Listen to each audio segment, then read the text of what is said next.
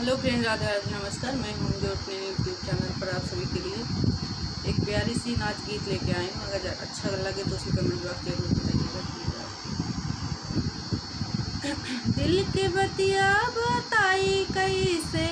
अपने दिलवा के बतिया बताई कैसे, रजा ठाढ़े आंगनवा बोलाई कैसे, रजा ठाढ़े आंगनवा बोलाई कैसे, दुल्हा ठाढ़े आंगनवा बोलाई कैसे, अपने दिल के ही बतिया बताई कैसे, अपने दिलवा के बतिया बताई कैसे,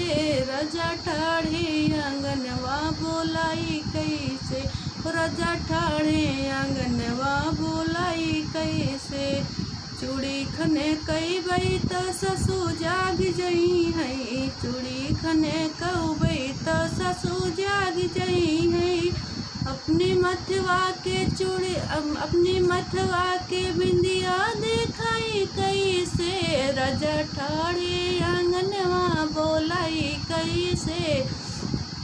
रजा ठाढ़े आंगनवा बोलाई कैसे, दुल्हा ठाढ़े आंगनवा बोलाई कैसे,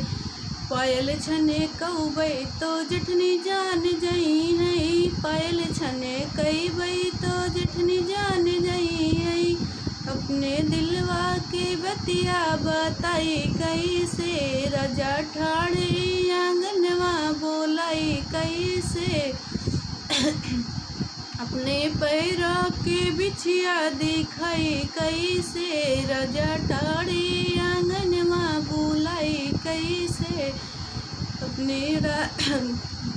पैरों के बिछिया दिखाई कैसे, रजा ठाढ़े आंगनवा बोलाई कैसे,